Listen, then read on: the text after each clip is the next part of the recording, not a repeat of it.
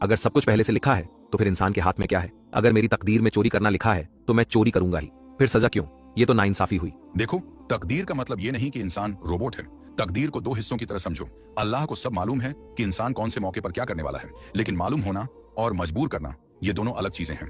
उदाहरण, अगर एक टीचर जानता है कि कौन सा स्टूडेंट पास होगा और कौन फेल, तो क्या उसने स्टूडेंट को फेल कराया? नहीं, उसने सिर्फ पहले से जान लिया।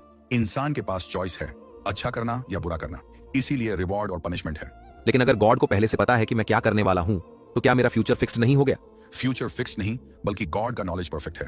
एक एग्जांपल लो, मान लो तुम्हारे पास एक सीसीटीवी है, वो हर चीज रिकॉर्ड करता है, वो जो दिखा रहा है वही तुम कर रहे हो। लेकिन क्या सीसीटीवी तुम्हें मजबूर करता है? नहीं। वैसे ही अल्लाह का नॉलेज तुम्हारे असोइंस को रिकॉर्ड करने से पहले जानता है। तुमने जो करना चुना वो अल्लाह को मालूम है कि तुम क्या चुनोगे। अगर सब लिखा हुआ है तो फिर मेहनत क्यों करें? किस्मत में जो है वही मिलेगा ना। अगर ऐसे सोचोगे तो जिंदगी रुक जाएगी। सोचो, अगर तुम बीमार पड़ो तो दवा क्यों खाते हो? कह दो तकदीर है, मर जाऊं तो मर जाऊं, लेकिन असल में तुम दवा खाते हो, इलाज करवाते हो। यानी इंसान तकदीर पर भरोसा करता है लेकिन अमल भी करता है। यही बैलेंस है। तकदीर को यूं समझो, पास्ट लिखा हुआ है जो हो चुका, प्रेजेंट तुम्हारे हाथ में है, तुम्हारे चॉइसेस, फ्यूचर तुम्हें नहीं पता लेकिन अल्लाह को पता है। यानी तुम फ्यूचर डिसाइड कर रहे हो अपनी चॉइसेस से। अल्लाह का नॉलेज बस परफेक्ट है, वो जानता है तुम क्या चुनोगे।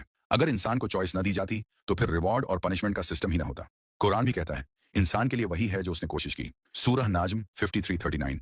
यानी इंसान अपने एक्शन का खुद जिम्मेदार है। तो तकदीर का मतलब ये नहीं कि हम मजबूर हैं, बल्कि ये कि अल्लाह को सब मालूम है, लेकिन हमसे चॉइस छीन नहीं ली गई। बिल्कुल, तकदीर नॉलेज है, मजबूरी नहीं, और इसीलिए इंसान अकाउंटेबल है। इसीलिए इंसान जो करता है वो उसका जिम्मेदार है।